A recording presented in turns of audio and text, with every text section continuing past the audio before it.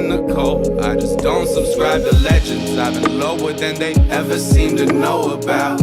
Wasn't 7 when my soul became a home to doubt. Treading on the thinnest ice with nothing but an open mouth. My heading was corrected with the dimmest lights I found. Y'all ain't been around, but you still died. Yo, welcome back to another episode of Mad Track Talk. It's your boy Luke. Across from me, the one and only, The Thought. What's up, y'all? What's going on, brother? Appreciate you having me on. Yeah, dude. I'm really excited to have you on here just by doing research and like looking at your background. I love all your music. It's very what I like because it has meaning.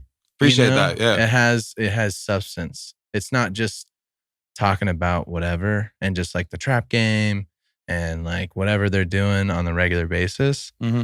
It's deep. It's got that nice like, damn, he just made that rhyme. He just made that work.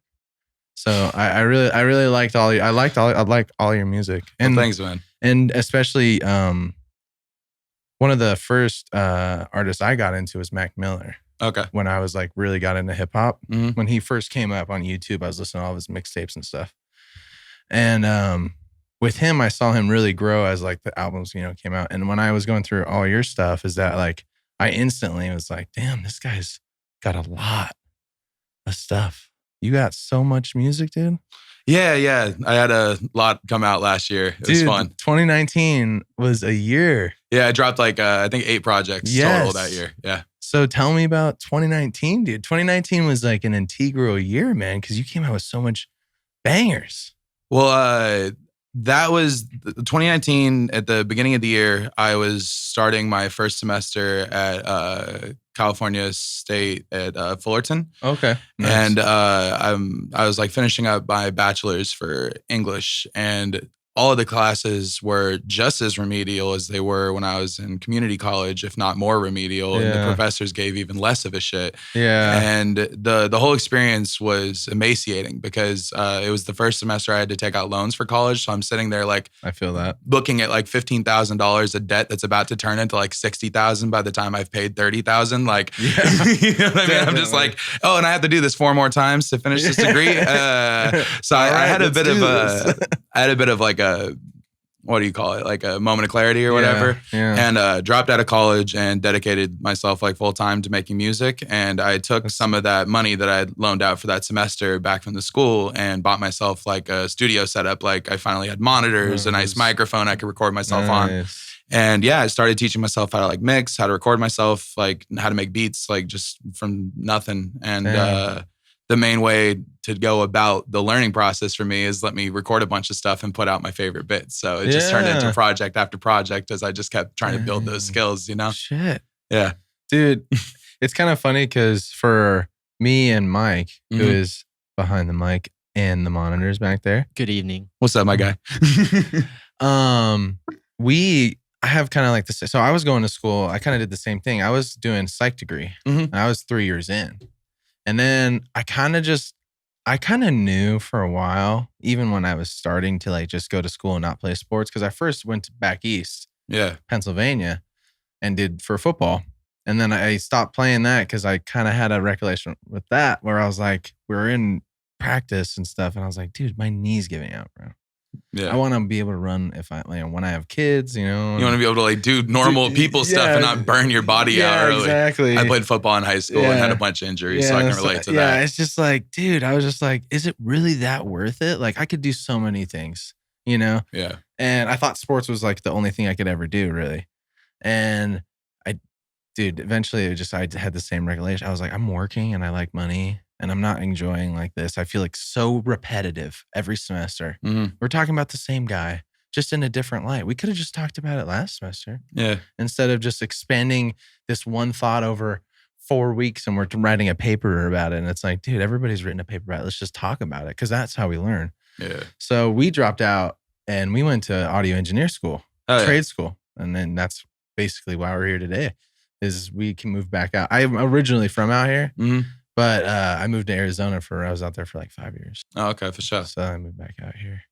Well, welcome back. Yeah, dude, I'm so happy to be back. Yeah, I can imagine. It's a weird time to be back, but it's like, as far as like history wise and like seeing things, and I can like tell my daughter when she's older, it's like, like we experienced this whole shutdown thing, man. It was kind of crazy. And there's a huge movement that was going on during this time, and you were 1.5. Yeah. You have no idea. You had no idea. That's wild. Yeah. Yeah.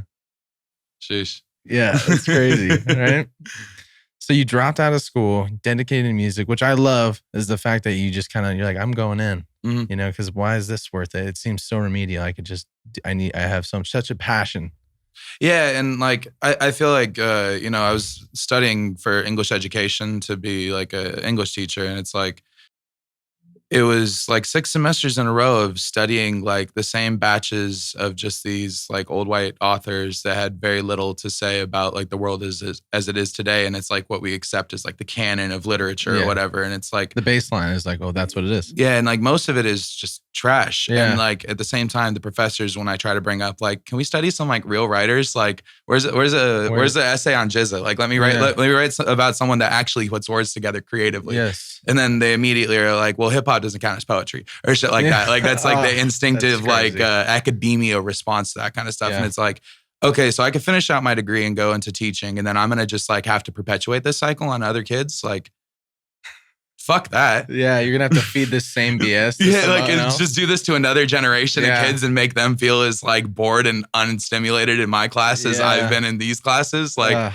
Like I'd rather just do something a little more stimulating. And I don't know, as far as like someone who has like I love words and I love watching how words are put together in language, and like hip hop's way more exciting than any book that we're going to read by Walt Whitman. I'm sorry. Yeah, no, definitely. There was what's that? He's a Jewish guy, lawyer, super Republican. He has a podcast. What's his name? Do you know his name, Mike? No, but he had said something that he's like, well, hip hop music is just this thing where they just, belligerize and show this way of life that is like so. And that's like, dude, it's so much more, and it's way more articulated and put together than a lot more forms of music. If you listen to a lot of old music, it's so repetitive in nature that there's no switch ups. There's no, like little change ups or cool little quirky things that happen in the track. Mm-hmm. That it's really it's very plain if you really listen to it. But it was still a hit back then, Some people prefer cereal. Like they just want their like basic, not even Honey Nut Cheerios. You know what I mean? They just want that. That's the only thing they ever want for breakfast. Don't bring me no eggs. Like cornflakes over frosted flakes. Yeah, exactly. It's perfect. Yeah. The no frost on my mini wheats. Like just give me the wheat part. Yeah, exactly.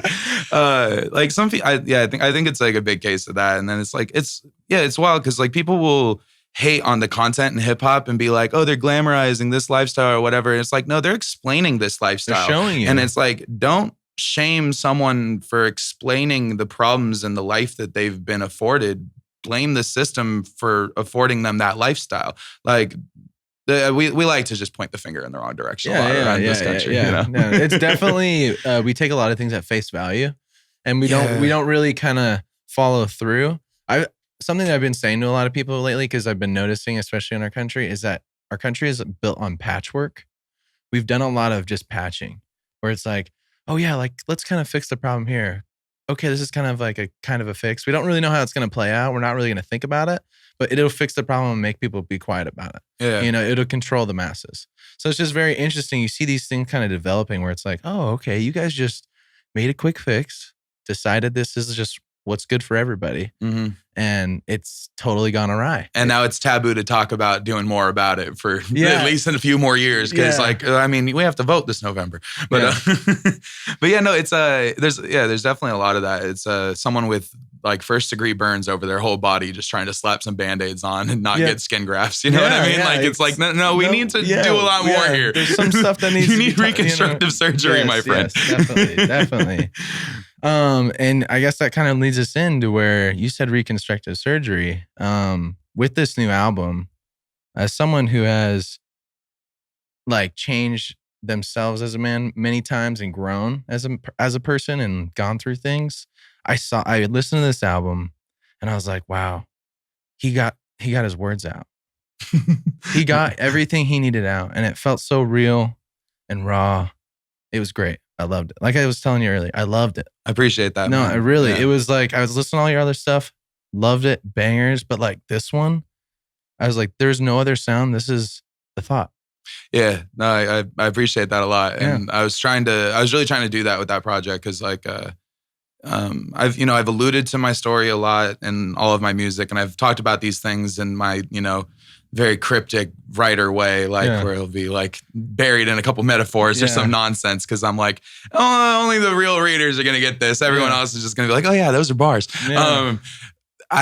This project, I was like, no, I'm gonna be explicit. I want to build something that's like really, here it is, here's everything. Like you can't miss the details. Like it's right in your face. And the sonic palette for it. Shout out to the dude Live Again who did almost all of the production on the whole record. Definitely. With a few notable exceptions of Day One, Mose and Raph, and the homie Who's. Those are the other 3 producers on the record. But Live Again is most of those beats, and then we also have a record called Think Again that was great. But he just has like a certain sonic texture to his stuff that I feel like meshes really well. Everything as far as because we produce too, so it's like when you hear like someone like get those drums to where it's like, dude, that sounds so nice and crispy trash. Like it's so interesting that people don't really understand it, but it's like that's crispy trash. That's nice. Yeah, no, like and that lo-fi aesthetic is like it's really particular because it's so easy to just like turn up that trash meter, because you can sit there and just fuck up the audio until you get the certain sound you're going for.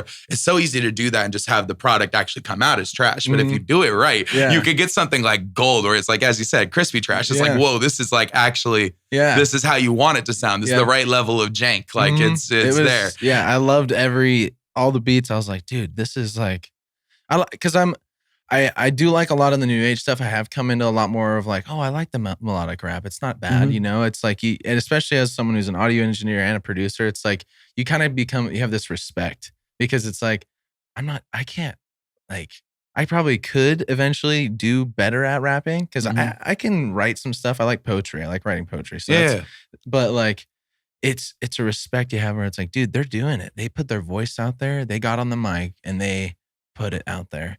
And that's what I have for any artist out there and that's why we did this. That's why I started this show. Track Talk, because I love talking about music and it's all about, like my life has always been about music artists. What's going on with them. So I feel that heavy. It's definitely, especially with this album, I liked it, and I definitely is like, I'm gonna have to dig deeper. I didn't get to listen to every single. You have a lot of music. So I wasn't able to listen to everything, but I was like, I was going to be shocked if you had listened to more than a couple records when I came in. Because there's a lot in there. There's a lot, but I drive a lot, so I have time. So it's going to be good. Oh yeah. Definitely. Think Again and I Thought You Loved Me are probably the 2 like strongest full listens all the way through. And then the meme tape is fun. Like, that was a goof. I was listening to a couple of the songs. I liked them. I was like jumping around. I was like, oh, all right, we can hop to this. That whole project was done in like 2 months as a gag, just to have fun. Nice, like, but it's fun to have those records where you just have a good time with them. You don't like, really, have to think about it too much. You're just like, oh, did I just hop on the mic, have a good time? Yeah, and it's like I don't want to waste my youth. Like, once I'm 30, I can't have a song called "I Eat Ass." It's like inappropriate. I'm too old to do that. But I'm like in my mid 20s, I can still pull that off. Yeah, so I got to do that now, so I can embarrass my grandkids later. Yeah, definitely. You can be like, never too old to eat ass. No, you're never too old to do it, but you at a certain point you're too old to like brag about it in song form. At some point, it's like it's an immaturity thing. Yeah, I can see that. You got to PC it down to "I eat booty." Or like eat the booty like groceries. Exactly. You have to phrase it correctly. You got to doctor it up a little bit. Like I straight up opened that song with. Am I allowed to cuss on here? Yeah, I don't want to. Okay, no, you're allowed to I say opened that song with like, "I'm here to fuck." Bitches in the butt, sticking in the guts like a turkey getting stuffed. What the deal is? Like that shit is stupid. Like, absolutely stupid. It was fucking awesome though. It was rad. There's a lot of tracks that on that one that were definitely. I was just like, oh, this could be like you could just throw this in the club and like just mix it in and just like get it going. Yeah, that was like the other gag with that project is I was trying to point out like how simple so many of those like trap song structures are is like you could really take literally any concept and turn it into some catchy banger just because. So it's like, let me take like the dumbest things on the internet for the last year and make whatever I can out of them. Yeah. I mean, we've even been talking about it because we have our other 2 buddies who have been on the pod before. They were like, dude, we just need a simple stupid song, like just like hook verse, and like a little closing. And I like something so like, all right, okay. Like just so pop culture that it's like, okay, that makes sense. But it kind of jumps around the fact of it, you know, like you were saying, where you kind of say things in metaphors, but you're saying the thing. Yeah. So like, I was just like, dude, if you just guys come out with that and get a little following here in the IE, you know, just this little song, you know, that you can throw in the club or during a little house party, you know, Yeah. you're definitely going to get the more listens just for that one little EP you throw out. Yeah. You know? I feel that. Because I feel like it's even though it's like you want to do everything that you want to do 100%, there's also like a marketing factor, especially if you're trying to be independent with like people around you. Sometimes is it hard to stay on? Is it hard to stay like with like, oh, I'm gonna keep doing my boo-bop, or you're like, oh, I know I got my fans that are following me with this aspect, or is it like? Well, I mean, like, I definitely have like, you know, a core group of fans, but I wouldn't say I have like any kind of like real fan base. Yeah, I'm still buried. Like, I'm way underground. Like, I'm still trying to get to that like next. Next, but you're like, you're on your way because platform. you're I looked at your I was on your IG and everything, and I was like, dude, this guy's touching so many different like people in this area. It was crazy. I appreciate that. That Yeah. you follow like all the different people pages you were on, just the collabs, like the love in general, and just it was very awesome to see. I appreciate that, man. Yeah, we try to keep an open studio if possible. You know what I mean? That's awesome. Collaborations are just more fun than working on anything solo, just personally. Yeah. I mean, more fun. Yeah. More fun is a good way to put that. Because like you can make like higher art sometimes when you're like working alone, but like I Thought You Loved Me was a miserable fucking piece of process to fucking finish that album. I'm sitting there tearing myself open to make those songs. Definitely. Way less fun than sitting around and making some jams with the homies. You know what I mean? But at the same time, is it like more morally fulfilling? Possibly. So. Yeah, definitely. So when you get into that process of like getting into your tracks and doing that, especially with this album, were you just in the studio, just like off, like listening to the beat and going off the cusp, or did you like, were you by yourself, or how was that for you? Because this is a very opening album. Most of the project is produced once again by Live Again, Day One, and Who's, and none of them are local. Who's is out in Ventura, Day One is in Toronto, and Live Again is on the East Coast. And so you got like peeps everywhere. Now. Yeah, and like so the production team on that project isn't really like literally in-house other than the homie Mose and Raph who produced a couple joints. So most of that was just me chilling in my room because my studio is in my bedroom. So because you said one and the same. But I had been like thinking about that project for a while. I had talked to like my therapist and my mom like probably a year before I started working on it.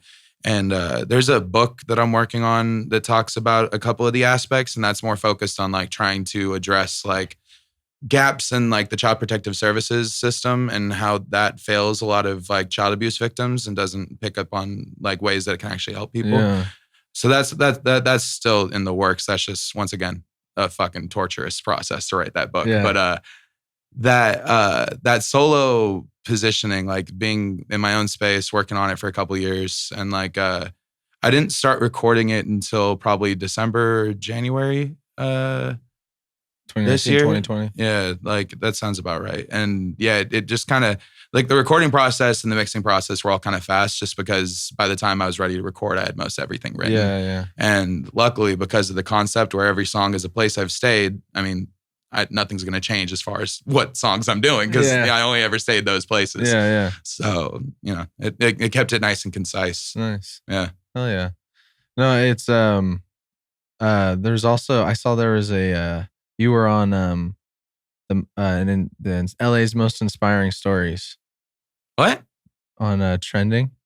There's a post, a thing about you. Really? Yeah, it says meet Jack Maybe. You have the thought in Pomona. Oh wait, is that on the Voyager or whatever? Voyage LA. Yeah, I don't even know if they're legitimate. They're weird. Like they interview fucking literally anyone who wants to get an interview. Really? Like, and they don't actually interview you. They send you like a questionnaire sheet that you fill out, and then you fill in like 3 answers, and they like auto generate a bunch of nonsense that fills it all in for you. That's what I was curious. I was like, they have a lot of stuff, and I was like, when did they do this interview? They interviewed my mom. Really? They're like, if you look up Rachel Searles, she has an interview in the same thing talking about like her agriculture work. So like, yeah, they interviewed just about anyone in the LA basin. I saw a conspiracy theory on Twitter that they're like a Chinese data harvesting company that's out here just trying to like get personal information from random people and artists in the LA area. Because there's Voyage Houston, there's Voyage New York. It's like literally every major city in the entire country has a Voyage clone website that's doing the same kind of interviews everywhere. So I'm not sure how legit that interview was, if I'm being entirely honest. Like, I will take these kind of interviews over that 100 times.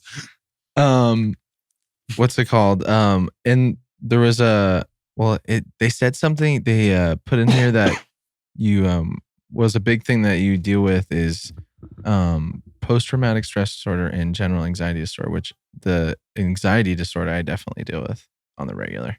Yeah. I hate that because it makes me like, freaks me out, and it gets me to like stop and makes me want to curl up in a ball and go away. I feel that. So like, explain that. And there's a lot in your music that points to like, you know, speaking to that, you know, having that nature of like putting that message out there. I don't know how in depth you want me to go on that. No, okay. As much as you want, bro. Whatever you're comfortable with. Yeah. I mean, like the whole album is about, you know, PTSD and like how I wound up with it and how it's affected my life. So it's like, you know, I'm comfortable enough to put out an album about it. Yeah. But I figured. But my pops was like horrifically abusive as a kid, and like, you know, it was physical at first, and it was always like emotional and verbally abusive. But by the time I was about 6 years old, it progressed to being sexually abusive as well.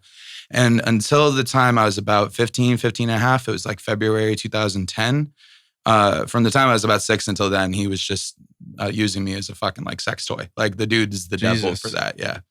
And so when that is like your introduction to like what love is supposed to look like, hence the title, I Thought You Loved Me. Yeah. Like, and what life is supposed to be, and like what, you know, sex and sexuality are supposed to be like, and all of that, it really fucks up your understanding of the world around you. And like, and the people around you. You're just for sure. Like, what the fuck? And like, you know, at this point, I only have like 3 or 4 family members that are even like in my life, because like when I came forward about what had happened with my dad, like my entire paternal side of the family just gone. Done. Like, we are never going to talk to you again. I remember a couple years back, I was at Thanksgiving with my mom and my brother, and he started talking about something happening at Rhonda's funeral, which is one of our aunts. And I'm like, Rhonda's funeral? She's dead? And it had been like almost a year before. Jeez. And just no one had fucking decided to call Jack and let him know that his aunt was dead. It's like, it's fucked crazy. Up. So like, you know, I dealt with a lot of like suicidality and like depression when I was like a teenager and in high school, especially when I first like came forward about all this. And like the response from my dad's side of the family was just bye-bye. And the response from my mom's side of the family was like, oh, we're worried about your sanity. We're going to try to like treat your like, we're going to try to treat this as like a psychiatric problem instead of trying to address this as like a criminal issue. And like, so like getting justice never was on anyone's mind, really. It was always like, let's make sure that my little brother still has his dad in his life, and like, let's not let Jack like tear the family wide open. And like, well, like if you like, that's not something you can, and that's for me. Like I'm the kind of person that's like, whatever actions you portray and put out in the world, you have to take responsibility. At some level. And like, if that's your family, you have to at least like try to hold them accountable, because it's like, that's a reflection of you and who you are. And then you're like presenting this to your other son that's like, oh, it's okay to just get away with and like pass through this. Yeah. That is, and I'm sorry to hear that. Because I have it's on my dad's side where there's like the problems too. Whereas when I was a kid, my dad was an alcoholic. Yeah, same with my pops. You know, this all comes from the fucking liquor. Yeah, so it's like he was an alcoholic and he was just always fucking angry, and I thought he was gonna murder me. Yeah, I was just terrified of him. So, and then I didn't see him for 11 years, and then we like reconnected. We talk now. We like y'all made like we've some crushed kind of peace. Everything. It was funny because he told me after a while. He goes, when I first saw you, I didn't know if I was going to get a hug or a punch to the fucking face. And I was like, I didn't know either.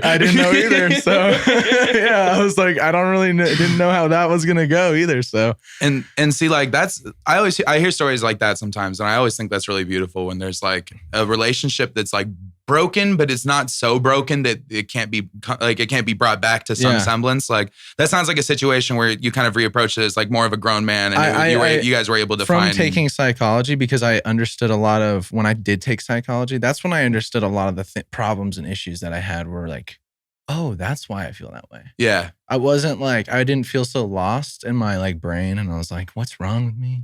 I'm weird, all these things. So and then I kind of started thinking about everything else with him. And I was just like, oh, like he got beat as a kid. Yeah. He had these things as a kid. He never had these things connect in his brain that were there. And it's fucked. And like, but like, at least he knows how to own up to it, which is with your situation, it breaks my heart because I also have a daughter. Mm-hmm. So for me, it's like thinking of that happening. That happening to my daughter, it's like it just breaks my heart. Yeah, it's just like, and it's the kind of thing that you wouldn't wish upon like the worst enemy of your worst enemy's child. Like it's like the worst possible thing. No, and especially with that, and I feel like right now, obviously, there's a lot of things going on in our country, and there's the child sex abuse and everything isn't really in the limelight right now. I wish it was a little bit more because there's like trafficking. There's been fucked up shit. When we were going to school, there's a guy that was found out in Arizona that is on the state board that was getting chicks pregnant and selling the babies in the state and like transporting them in here. And he's fine. He's still up there doing his thing. Yeah, that's pretty par of the course in America. I just feel like that's like the norm. It's like, okay, we can have cancel culture and all this stuff, but it's like, dude, this guy is just getting away, bro. What's going on? There's a lot of those. Like I remember when I was even Epstein Island list. I posted exactly, a shit ton of stuff about that, and I was like, no one's talking about this. Yeah, I did a Epstein Didn't Kill Himself song on the meme tape, and then I have a follow up coming soon about Ghislaine Maxwell. Like his girlfriend that just got arrested on that. Because I feel like it's really important for us to be paying attention to that issue and like where that's going right now. There's a lot of big There's so many names on there. Captain America is in the Lolita Express logs, dog. Like Chris Evans, right there. Well, dude, and then I told as soon as I showed Mike, I go, dude, I'm gonna be honest with you. I'm gonna show you this. His dick pic went viral.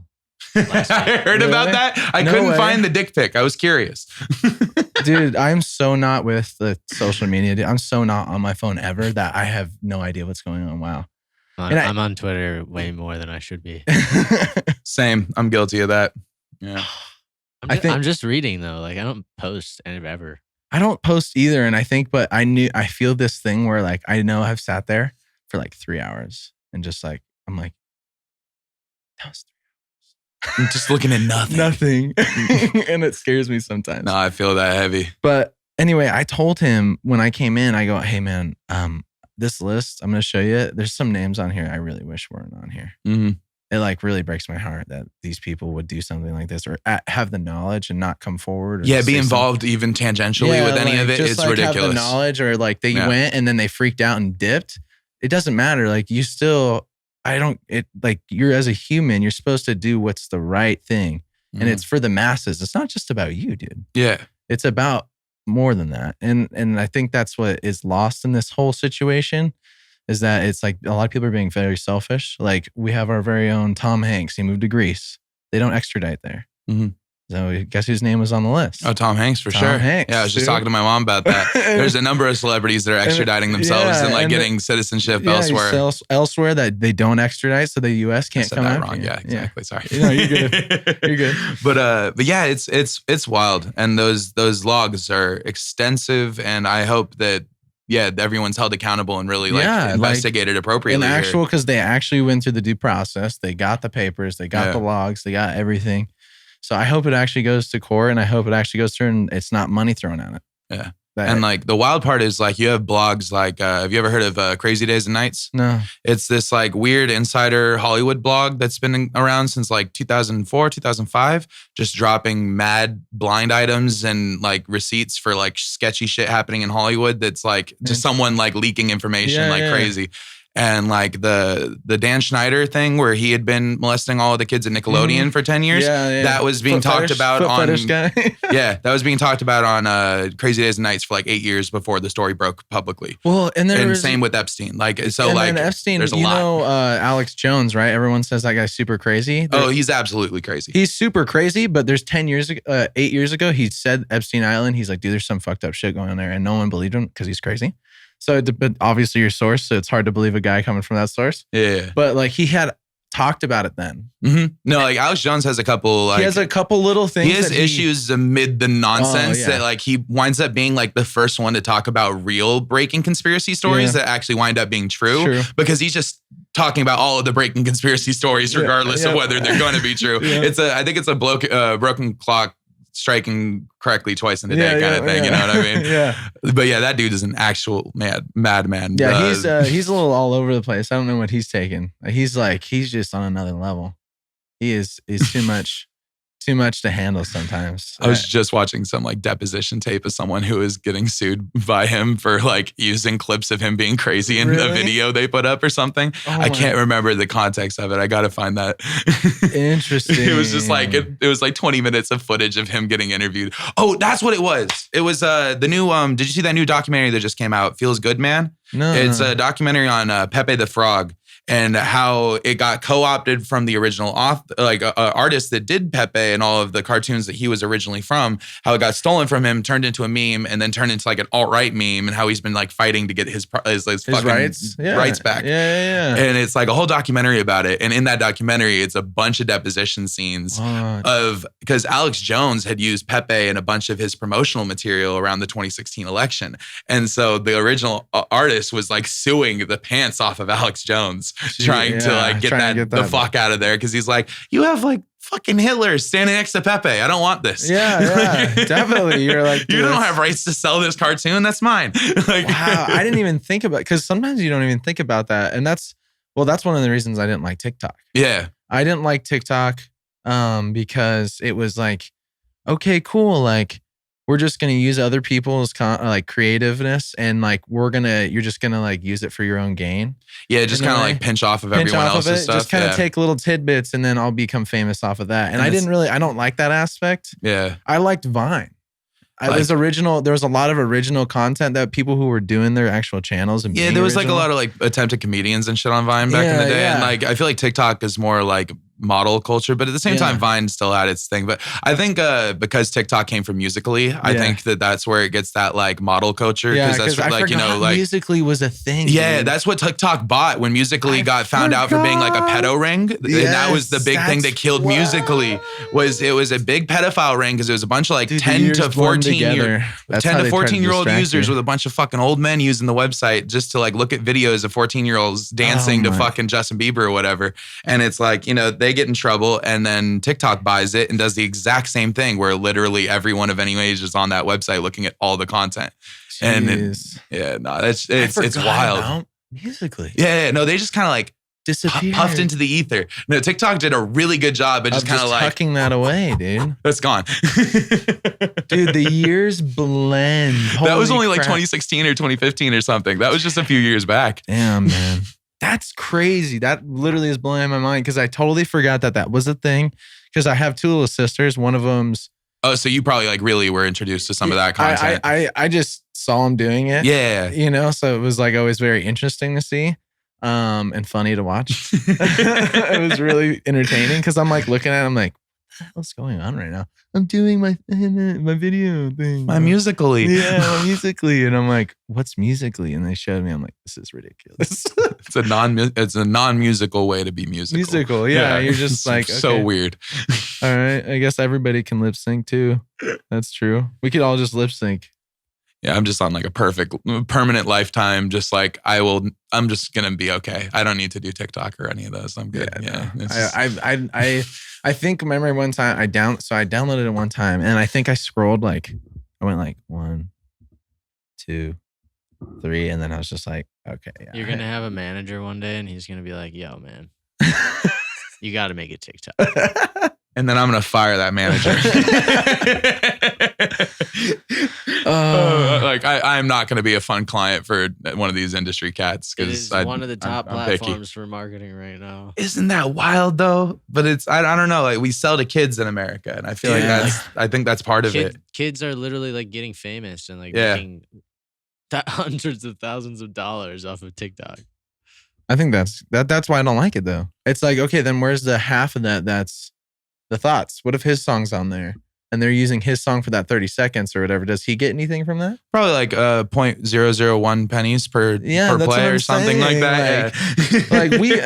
We've always had this conversation, me and Mike, which is like the whole streaming and copyright thing needs an update. And when we did audio business, the whole time we're doing this class, dude, we're like, this man was teaching us stuff that like would matter in the 90s, and I was like, what is going on? Yeah, like stuff that would definitely matter in the 90s, but like just stuff that you're hearing about the laws that are still around about copyright, trademark. And you're like in the era of the internet, it's like you're just like you're getting like you're almost blown out of your chair because you're just like, how is this legal? If you get signed, I hope you guys know this. If you get signed to a label, guess what? They're going to appoint you a lawyer. That's their lawyer. It's technically called a conflict of interest. Inherently. And they'll make you sign away your right to have your own lawyer. Yeah, they'll make you sign away a right. They'll be like, yeah, man, we have a lawyer for you. Don't worry. We got you set up. Here you go, man. And then they're going to have you sign this thing that says, oh, I sign away my right to get any other legal presence from any other outside source, blah, blah, blah, blah. Right? You'll sign that. And then guess what? Who's going to write your contract? Their lawyer. And the same guy that works for them. So he's probably going to write something that's in the interest of who? The label that's paying him to be your lawyer. Yeah. So conflict of interest, number one, you're not going to make any money. Just right off the fucking top. Yeah. I know you mentioned that you're not like super tuned in on like social media or anything. No. Have you been seeing the spree that Kanye is going on right now on Twitter? He's going hard. Oh, this is what I love about this show because I'm not in it, and then everyone brings it up, and I have no idea. I apologize to like bust out my phone real quick. I have a laptop, dude. Yeah, I feel you. I feel disrespectful whenever I pull out a phone while talking to people. But yeah, he's going off on like recording deals and stuff. He's like, I got a slave deal. Like, bro, today he was posting new recording and publishing deal guidelines. 1, the artist owns the copyright in the recordings, and the songs and leases are then the songs are leased to the record label and publisher for a limited term for 1 year. The record label publisher is the service provider that receives a share of the income for a limited term. The split can be 80-20 in the artist's favor. Like Kanye is like trying to set up like new socialist fucking like record deal terms that the industry can like pick up and use from here on. Like that's nuts. He's going wild right now. And it's like, yes, Kanye, this is the first good thing I've heard out of your mouth in weeks. Seriously. Because I was literally just going to say there's another pod we do. They made this joke. They're like, what is he going to go on a presidential tour? And he's going to, do a show running for president in each city. He's going to like, all right, here we go. We're going to the college dropout, baby. Let's do this. And then he just goes straight into the album. Like, no, what? That's what I don't get about it. Like, how's it going to work? I'm picturing him like starting the concert with Runaway, and he's doing that like opening key, and he just keeps going for like 12 minutes so he can like give like his opening political speech. And then like he finally is like, all right, we're going to do that. And then he just like fucking just drops into the fucking song. The audience is just sitting there for like the worst headache of their life. They're just like, okay, I thought we were seeing Kanye. I thought this was a tour. God damn. I didn't know he was trying to do that. Do the whole... I mean, if you really do think about it, it's your work. So technically speaking, like with any sort of like work or like with Netflix. Yeah. If we make a movie, us three make a movie, and they want it on their platform, they need to ask for, sign a contract that they get the movie for a certain amount of years and they have to pay us X amount of dollars for this. Yeah, it's permissions to licensing basically to have it on their platform, which that makes sense. It's not the same way with like Spotify or Apple. Yeah. No, like they should be you pay to put it up there, and which is then interesting. They break off. It worked that way for Joe Rogan. Yeah, it worked for that way for Joe Rogan though, because he just got the deal of a lifetime. That it was like $100 million or something like that. It was to switch to Spotify. 100 million. I think it was like 250 million. He just said 100 million to say like, yeah, it was $100 million. I think he got like 250 mil. That's fucking wild. But it's like, how long has Spotify existed? How much more do they have in their bank account? And like, how have they never done this for any artist, but they've done it for a fucking podcaster? And I don't mean that by any offense, because I know I'm here on a podcast, but like, dude, but it's a music streaming site. The fuck, dude? Yeah, the stock market dropped. Spotify just went straight up. Because I think about, I'm trying to think because we had Pandora. That was like the first iteration of radio or like internet music. I miss Pandora in its first stage. That shit was nice. It was nice. It was really nice. And then all of a sudden you're like, and then ads, and then racks to pay for it and all this stuff. And I was like, all right, I'm done with Pandora. I haven't been on that site in years. I switched straight to Spotify as soon as I knew that because Pandora didn't have the function that you could download the music that you liked and save it to your phone. Yeah. And I was like, oh, I fucking love that, dude. I can just download to my phone if I don't have coverage or anything like that. I have music. I feel that I did a similar thing with SoundCloud when I switched. Gotcha. SoundCloud was like the 80% of where I got new music for probably like 8 years. I use SoundCloud I use SoundCloud as my like electronic music venture. I feel that. Electronic music. So I'll go on there to find like underground stuff all the time. Because whenever I go on Spotify, they don't have anything good.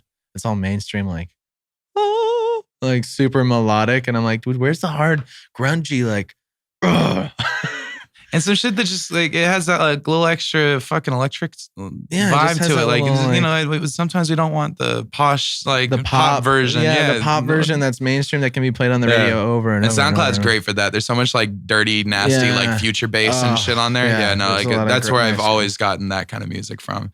I'm part of this. I'm part of a couple collectives. The main one is Black Noise. That's I was gonna ask you what is their collect? Because I was looking at their Instagram and I was trying to see if they have do they have a website or anything? Black Noise? Yeah. No, we don't have a website right now. Okay. At some point we will have one, but like honestly, we need to put the budget together to get that. Yeah. I was just because I was like, oh, dude, that's number one. The name itself is creative and dope because it says it, but it doesn't technically. There's a Q, a K. And Noiz. I just love it's a and not to mention what is your guys' like what's the message behind Black Noise? Black Noise was started in like 2003, I want to say, by the homie Mosenrath. He's the CEO of the collective. He's the CEO of that. Yeah, and essentially it's a conscious hip hop collective. We try to just make music together and build towards all of us having like careers making music and hopefully like doing so in a way where we never have to like sell out or like water down our content and we can actually say what we want to say. Yeah, definitely. Like, the team there's like 20 of us all told, a lot of people. That's awesome. Yeah. That's good energy. Yeah, it's dope. There's a lot of really talented artists on the team.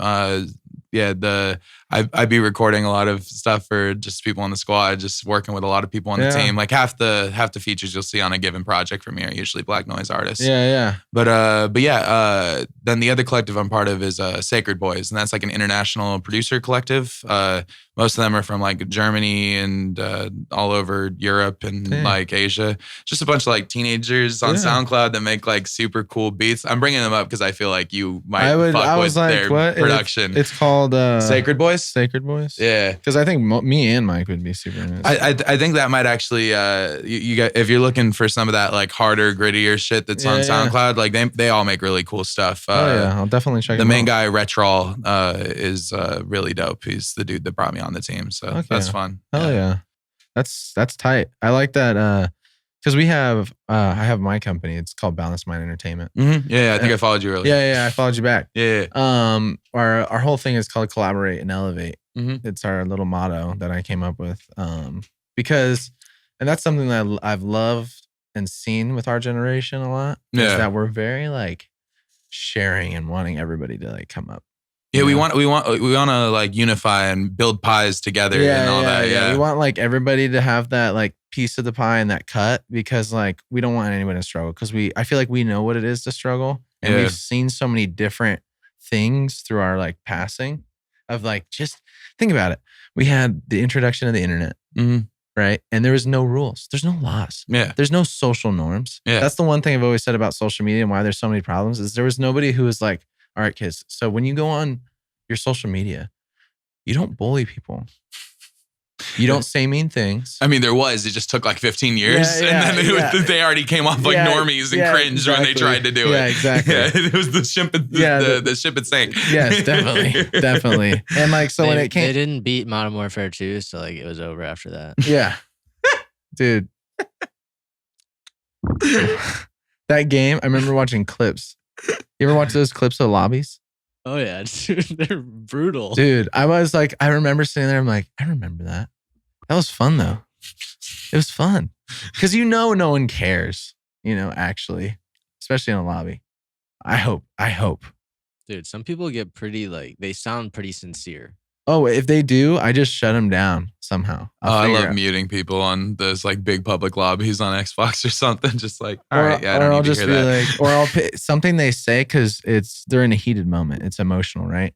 So they'll mess up somewhere. I'll find that one little mess up, and then I'll just like build off of that, and I'll just like keep pointing it out until they shut up.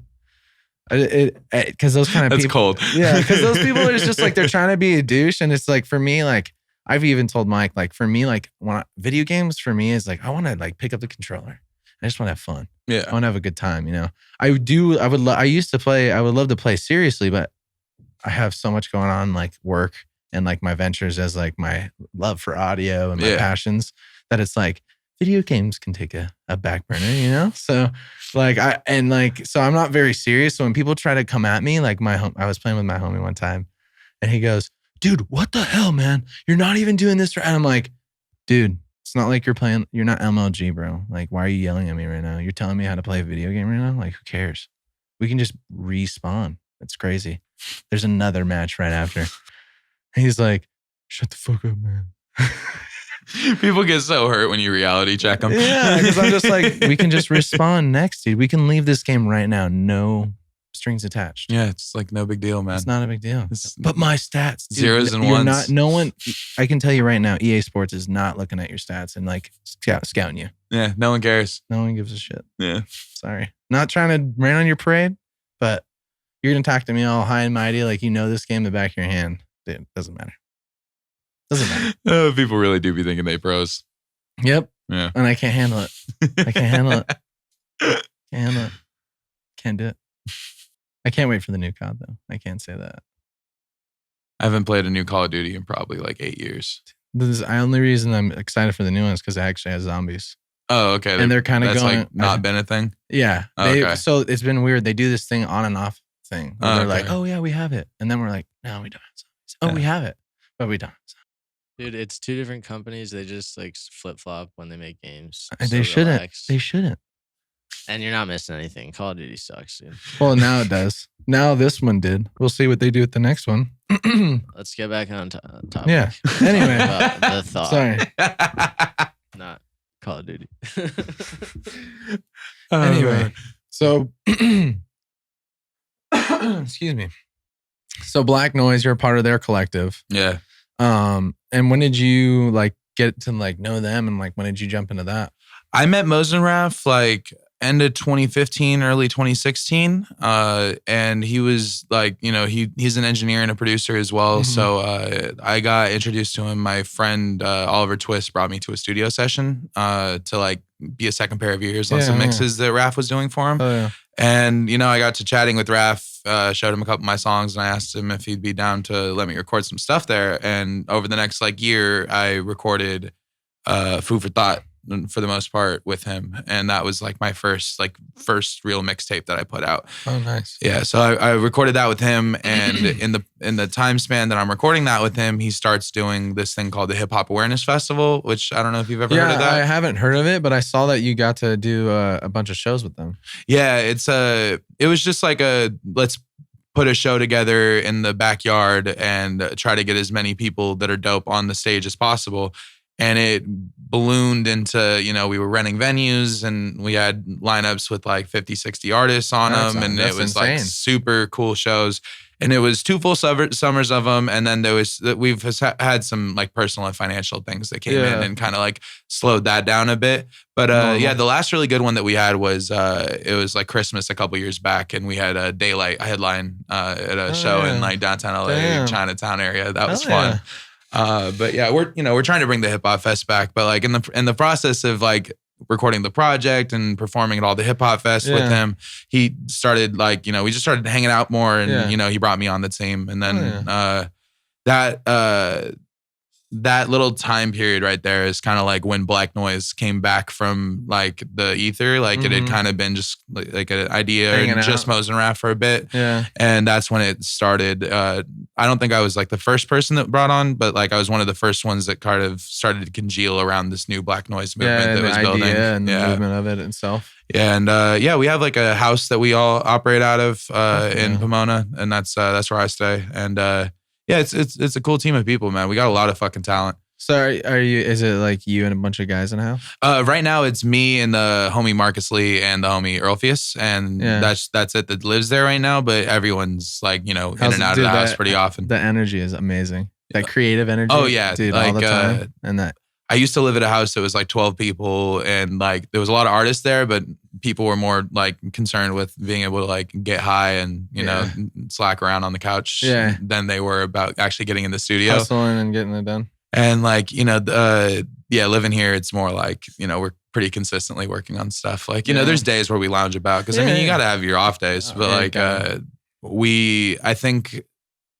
My desktop is probably missing 100 bounces that we've done in the last few months, and I'm at like 400 some demos for 2020 so far in that house. So like solid pack of music getting made so far this year. That's a lot. Damn. Yeah. Fuck.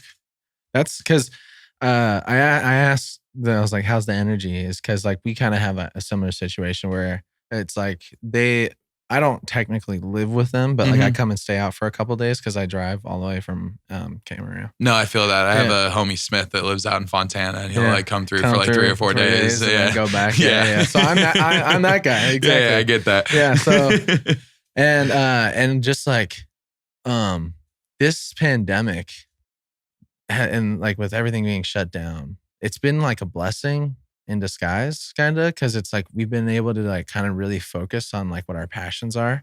I feel that. For a while, we didn't have like internship work. Like I was good because I still had with JMKM here, doing stuff with him, podcast work, and remote stuff. But other than that, it was like a lot of my buddies I went to school with that we graduated and came out here. There was like a lull, there was nothing going on, and we all of a sudden we were all together. And it was just the energy was crazy. I feel that we're just like, oh yeah, like, and that's how I started. I don't know if you saw our YouTube or anything, but we do music videos. So we worked on 4 different music videos, and I had never shot a music video ever. Oh yeah.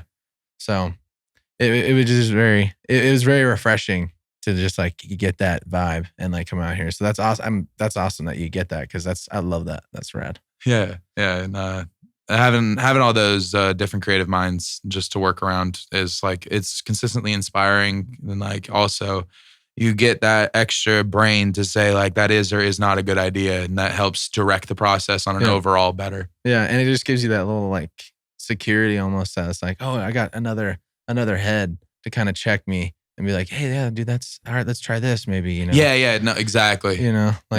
You hear it and like, oh, like, dude, you'd sound fire doing this. Having that positive energy is rad. Yeah.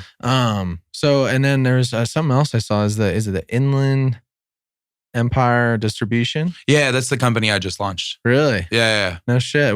So is it fashion? Merchandise as of right now. We're going to elevate to the point where I'll feel comfortable calling it fashion. But like, I just kind of think of that in like those lofty, like, we aren't paying women to wear our stuff down a catwalk anywhere yet. So like calling it fashion feels pretentious, but like it's, streetwear, comfortable clothing. This is our like site design for Inland Empire Distribution. I like it. Yeah. The gag is Inland Empire Distribution, IED.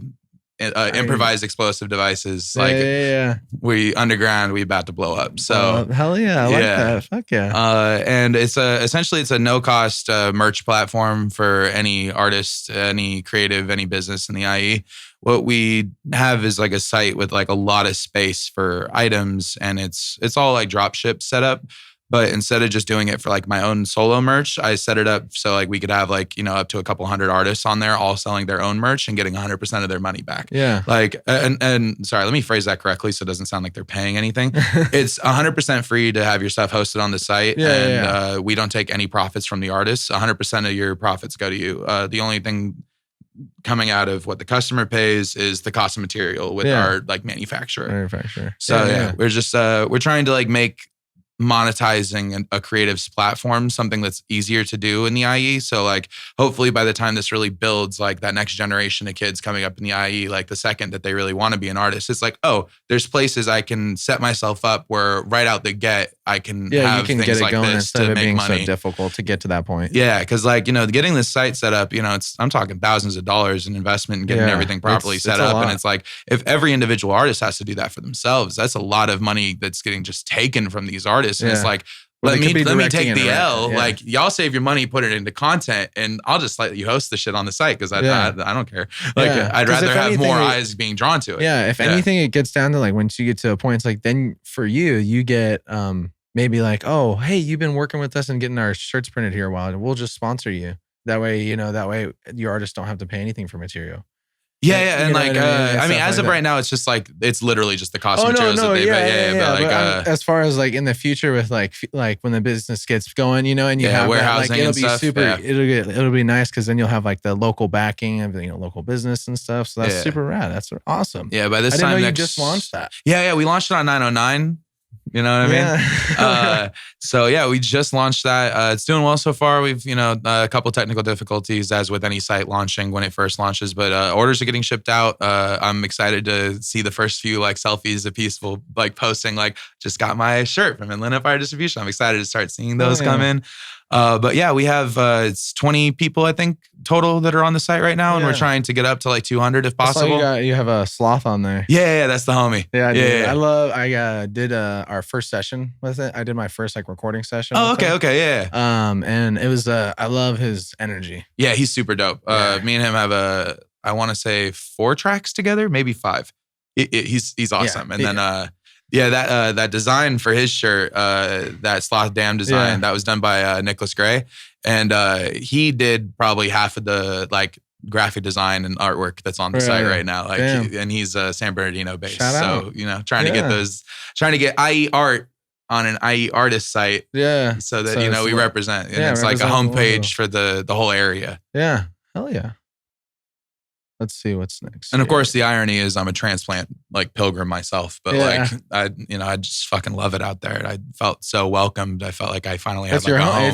It's what you call home. Yeah. That's what I felt when I moved to, like we live in Camarillo right now, but in Ventura, I would call Ventura my home because of the vibe and like just the energy that's there. I really connect with like that place. I feel that. So it's like, oh, okay, I call that home because it's comfortable. It's what I call feels good. And like I used to think I called Pasadena home, and like I definitely have friends in Pasadena, but like Pasadena was never like welcoming to me in the way that like Pomona has been, and like just the IE as an overall creative scene is like far beyond anything I've ever like I've never run into. It's crazy, especially meeting JM. Yeah, and because he knows fucking everyone. Everybody. Yeah, like I know people, but like Jordan knows everyone. Yeah, Jordan knows everybody. Where did JM? I love that dude. He just like he'll be like, oh, I know somebody.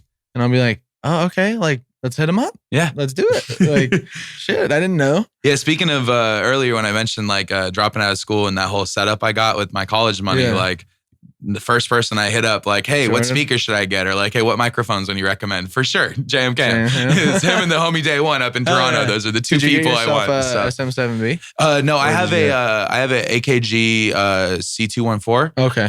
It's like a really good mic for my like vocal range in particular, and then I have like 2 really fat JBL speakers that I use for monitors. Okay, and like we got those the JBLs back here too. I think we might have the same speakers. The same 6 inches. I think we have the same ones. Those look the same to me. Yeah, we have it. It's funny because we have the big ones, and then we got the little like pod JBLs too, like the desk, the beans. Yeah, the little beans.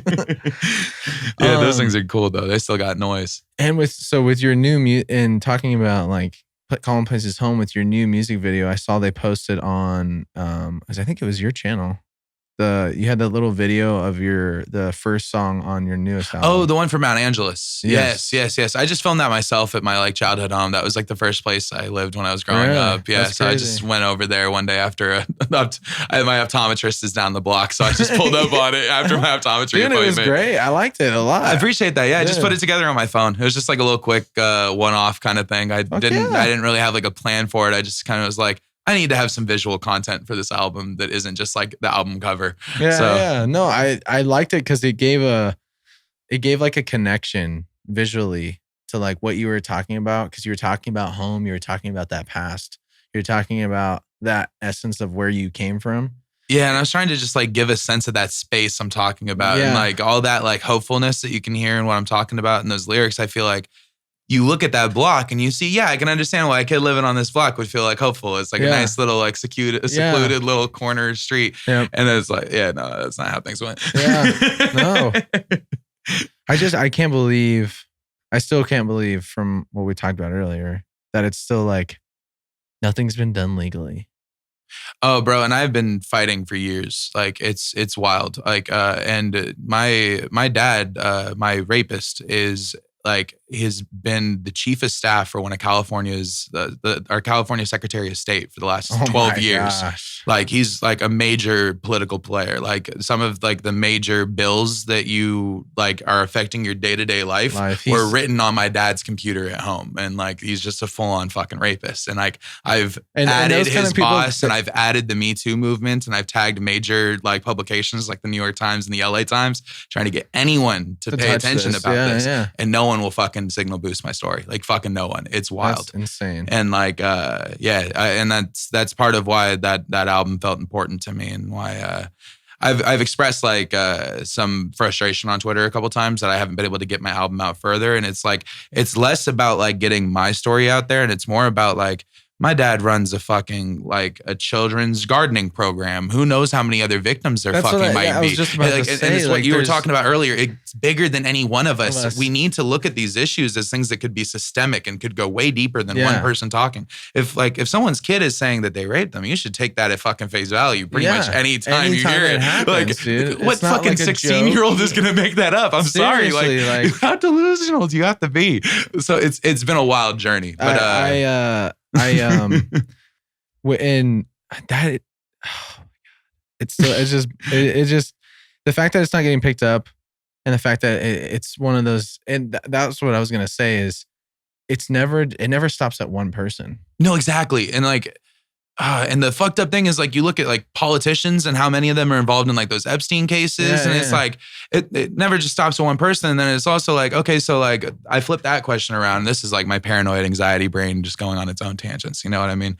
But like, did it stop at my dad even? Did he have homies that knew what was going on and wanted in on that? Yeah. That he's covering for by trying to deny all this too. And it's like, is that part of why there's certain people that have stayed quiet? Yeah. Like, and it's like, I don't want to have to think about that. But like these questions get raised when you can't ever actually like Get the answer. look someone in the face and like talk about any of it. Cause like that motherfucker still sends me letters like, I just had a nice vacation with your stepmom, Denise, blah, blah, blah. Like we had a nice drive. We were listening to this album, blah, blah, blah, blah. Like talking to me as if nothing happened and that we should like go get a beer or something sometime. Like we kick it. That's like so weird. Yeah, it's like this bubble universe that he lives in. With like the reality. That's so weird. And it'll give you that sense of like, you ever see those movies where someone's like the only one that's aware of some terrible problem and it's like trying to explain it? They always feel like the crazy person or always look like the crazy person. Yeah. It's been a long struggle of trying to like balance how I discuss this kind of stuff. So I don't just come off as like some panic crazy person. Because it's like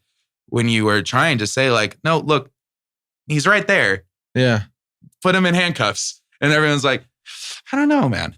Yeah, they're just like questioning every fact. You start to feel a little crazy. Yeah, it's a weird situation, and that album is crucial to me personally, just because like you have to get that shit off your chest at a certain point. Like I was saying earlier, as like far as like growth as a person, I definitely in studying psychology, like what I used to, I saw it and I just listened to it and I was like, yeah, dude, this is a good album for him. I just, like I was just like, it's a good album for him. Like, he's gonna feel better about his life. He's gonna come out on the end of this like feeling so much better. And you're very right. It's been like in the last couple of years, I lost like 100 pounds, and like this album was more weight off my back than that 100 pounds ever was. You know what I mean? Like, especially. It's you're just getting the beast off your back, and my beast is fucking ugly, but America likes to shame people into feeling vulnerable and sharing their stories and stuff. And I don't want to let them get me on that, because it's like, if I'm ever going to heal, I have to be able to speak on it. And so like, this is me showing my self-love. And it's like, no, I'm going to speak on it. Like, you can listen if you choose to. If you don't want to, that's fine too. But like, that's that bigger problem thing though. Yeah, that's where I get frustrated, because like, I never had that record to listen to as a kid. Like someone who shared my story. Yeah. And that's part of why I felt this album, I had like an obligation to make it. Because like, I have that story. I know there's kids out there that would love to have music that speaks to that story, but it doesn't exist yet. So like, I felt like I had to fill that. And it hurts when I know that like every day that goes by and that album hasn't like popped a little further out is just one more kid out there suffering one more day of abuse without the words to phrase what they're going through potentially. Yeah, not that like I'm going to fucking fix their situation, but it's just one more thing to relate to and feel less alone. Yes. Like something, like, and it's the aloneness. It's that it's having that connection that I'm not the only one. Yeah. That's going through this. Like this happens to more than just me. Yeah. And like, especially as a kid, cause I remember feeling that way because my parents were split and I was just like, oh, I'm alone, this. And then, you get older and then you realize that. But like having an outlet and having something to tangibly have that you can be like, oh. As reference. Like this isn't my only. And not to mention that explaining that the situation they're in is abnormal.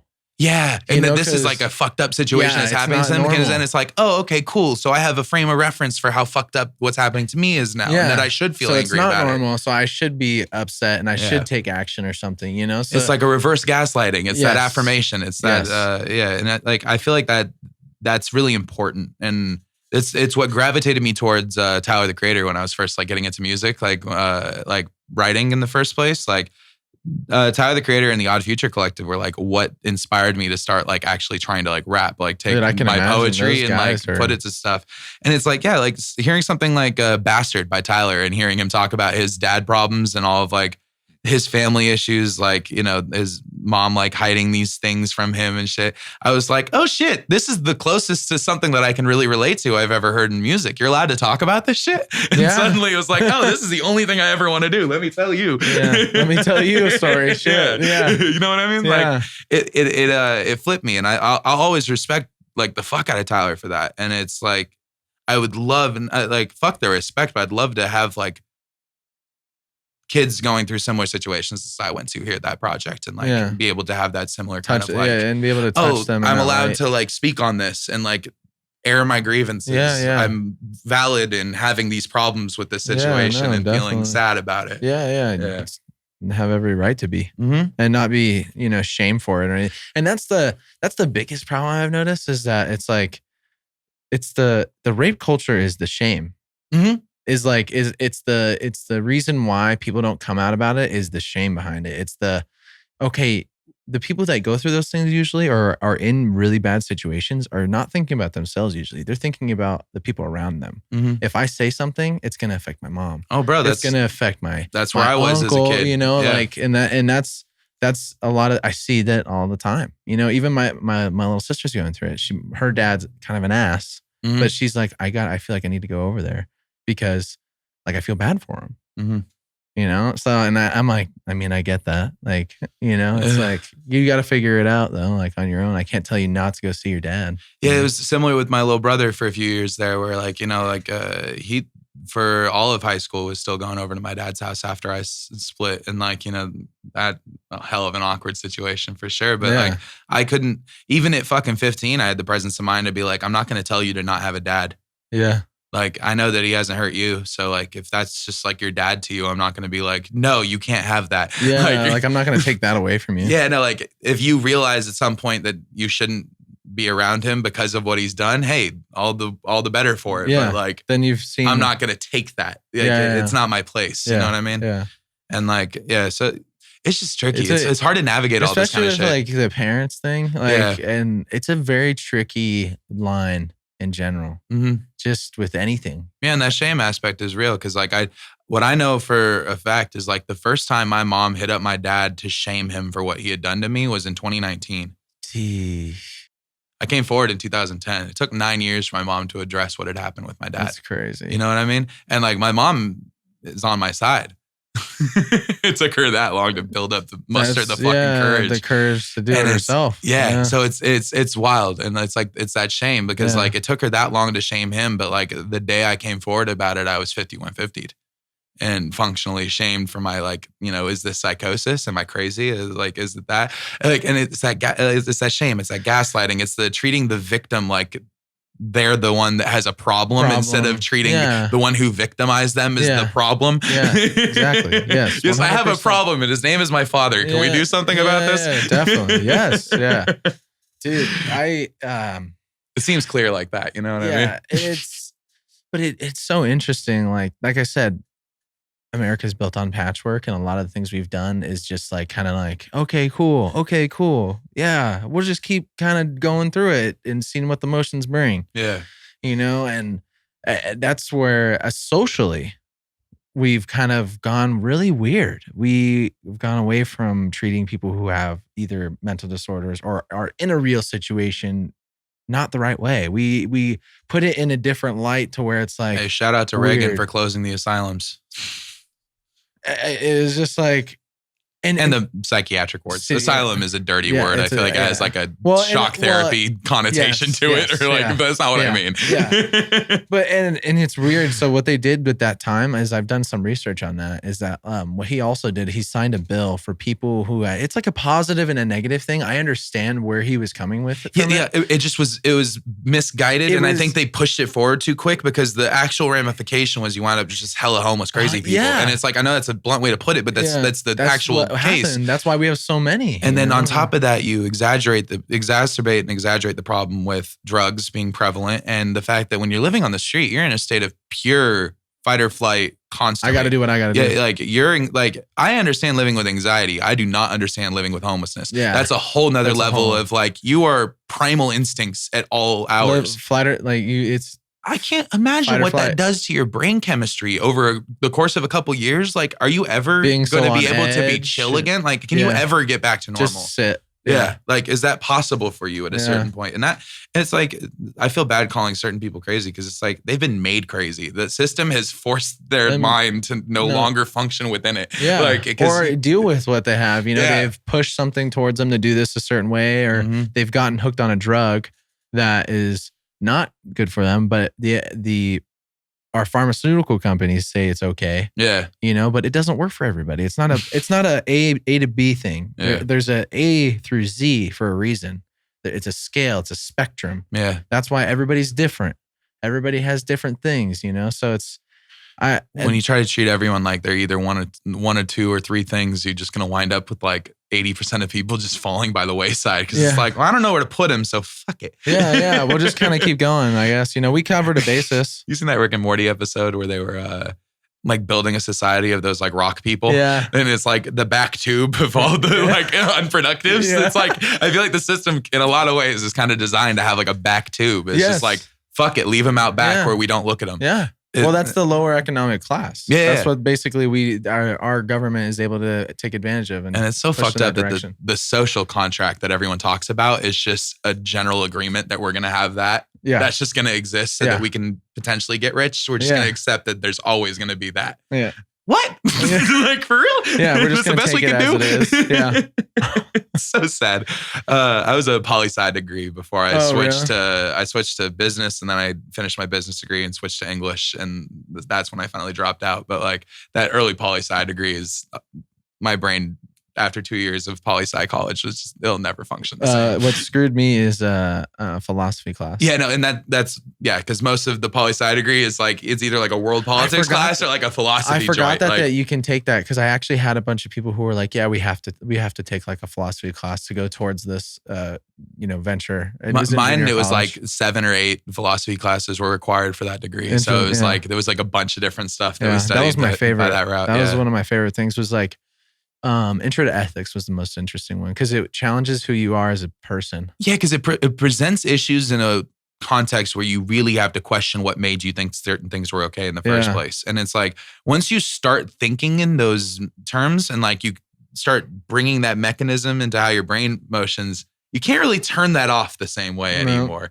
And like, I think that's really good for people. Oh man, I remember there was a study I read when I was younger that was about 2 kindergarten classes where one of them was taught a normal curriculum and the other one had a curriculum where they introduced philosophy and art. Yeah. It was either art or music. And the 2 classes were checked up again at like the end of high school. And there was like a 20 or 30 point average IQ bonus in the class where they had philosophy and shit from kindergarten. And it's wild. It's like, we have to teach kids to think creatively, think critically. Like it matters. Yeah. And it's not always a black and white situation. Yeah, no, like that nuance is like probably the whole thing most of the time. Like, that little thing that's like, but.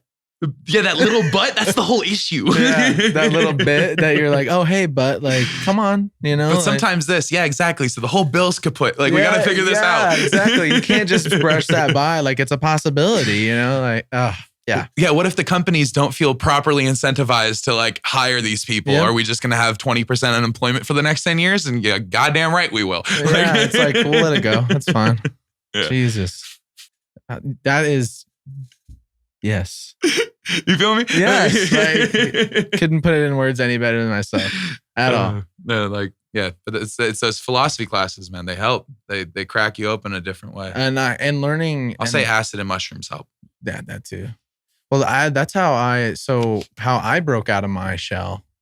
You did it really well with this album because how I connected to you. What I try to do with people is I try to connect to something that's happened to me and on like a parallel and on a parallel spectrum and that emotion and that feeling. Not that they weigh the same, but the emotion that is coming out of it is almost similar. Yeah, those pure human emotions are almost always going to shine the same way, regardless of the context that they're being felt in or like the degree to which they're being felt. Like there's still that truth underneath all of it. Yeah, it's going to have some sort of similarity. So like when I heard your album and stuff, I had looked back to that night and I told the story recently, I took acid and I was up on this rooftop and I had been skateboarding and listening to music and I just was like in the moment and just going in circles, just feeling the wind touch my skin and vibing and looking around at like, I was in Central Phoenix at the time. Okay. I'm looking at Phoenix. I can't imagine acid in Phoenix. That's a different thing. It is a way different thing, dude. It's like, because everyone's always like, oh yeah, in the forest and stuff. And I always did it in like total city, like just skyscrapers and everything. It was crazy. But I had this moment where I just looked around and I was just like, it doesn't matter. Like, it's okay. It's going to be fine. Don't worry about it. Like, who cares what everyone else has to say? Mm-hmm. You need to be happy and do your thing. And then from there on, I had like totally changed how I like acted and like just my confidence in self. Yeah. Was like very much different. And then it happened again with audio because I had been in a lull where I had no fucking idea. I was like, with school. Mm-hmm. I was at psychology and I was stuck. Yeah. I was like, I guess I'll just keep going to school forever. Yeah, that's kind of what I was like. The path I was on with my English education degree is like, this is 4 more years on the plan, so I'll just keep doing this until I don't know what to do next. More racks I gotta put out. It's just like, okay, I guess I'm just gonna be in a shitload of debt, and we'll just figure it out. Yeah. You know, hopefully Bernie gets elected. We get that all wiped out. Well, and it's I have this like joke where it's like, yeah, dude, like honestly, like if you think about it, whatever president comes in, as long they got 8 years at max. So if we have anything, it's that 8 years is that going to be jacked. And then, dude, whoever comes in next, we can just brush it all and we can just start anew. Let's just start anew. Screw it. Let's max them out. It's like maxing out the credit card. You max them out or lessen the time, and then we just never have to see him again. You know, I haven't seen Barack Obama, and like I don't even know what the guy does anymore. What does he do? He claps Michelle's cheeks, dude, on the daily. On the daily. Yes, Mr. President. Like, dude, or she's motivating him, dude. She's motivational as fuck, dude. She's like, we'll be healthy. Don't worry. Let's get that cardio in. Yeah. Boom. Let's do it. The only thing I've seen from Obama in the last couple of years is he got the DNC to collect around Biden. There you go. That was the main Obama moment Yeah. I've seen this year. And it's just like, oh, great. Thanks, man. Yeah. We definitely wanted him. Peace. Yeah, he's just like, word, y'all. Yeah.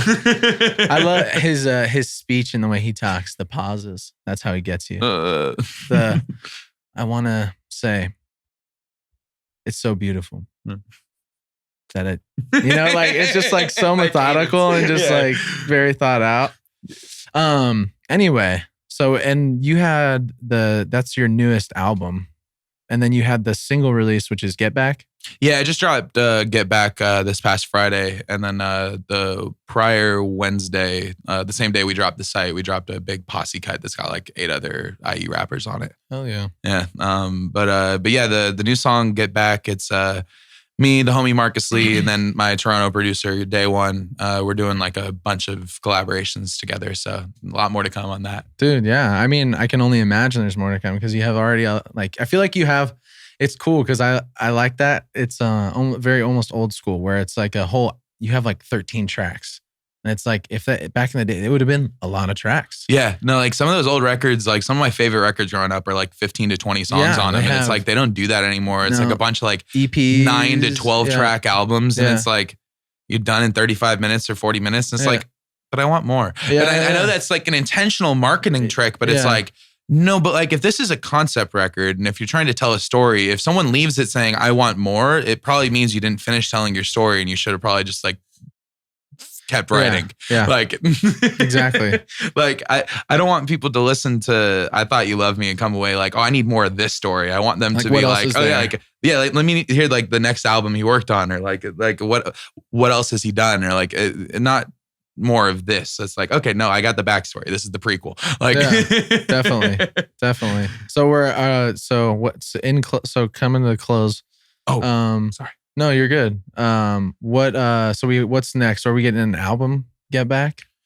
Or, Get Back is just the single. But yeah, me, Marcus, and Day One are putting an album out. It's called Daily Thoughts because it's Day One, Marcus Lee, and the thoughts of Daily Thoughts. Yeah. Look at these guys. Yeah. And so I'm thinking. Yeah, the concept for the record is genius. like spending a day in the shoes of someone who suffers from depression. Because me and Marcus both like have had our struggle with depression. I'm along with you guys on that one. Yeah. So the record is like just, that constant internal struggle, like trying to figure out both sides of it and try to figure shit out and keep yourself on a nice even line. Yeah. So like Get Back in particular is like I'm just trying to get back. I'm trying to get my peace of mind. Like I'm trying to like get back to that like homeostasis from wherever I am away from it. Yeah, you kind of come off and you need to kind of get back on that little wave that you're on. Yeah, exactly. Yeah. So that's what we're going for. Hell yeah, man. Well, I can honestly say this is amazing. This is a great interview. Appreciate it, man. Thank you for having me, man. I hope you enjoyed yourself. Yeah, this is fun. Yeah. I appreciate any time I get to do an interview and someone has like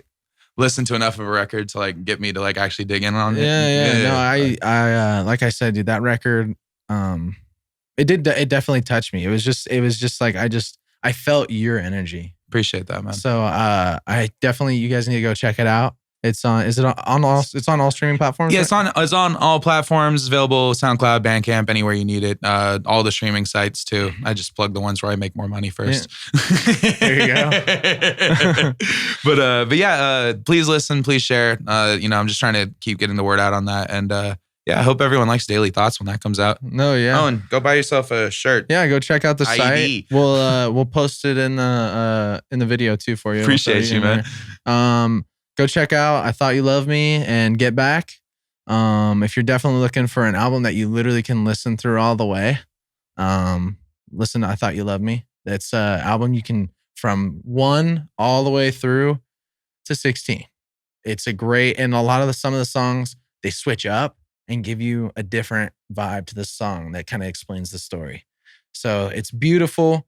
Check out The Thought.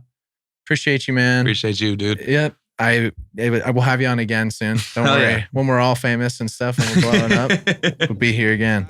All right. Peace out, y'all. Thank you for listening. See you.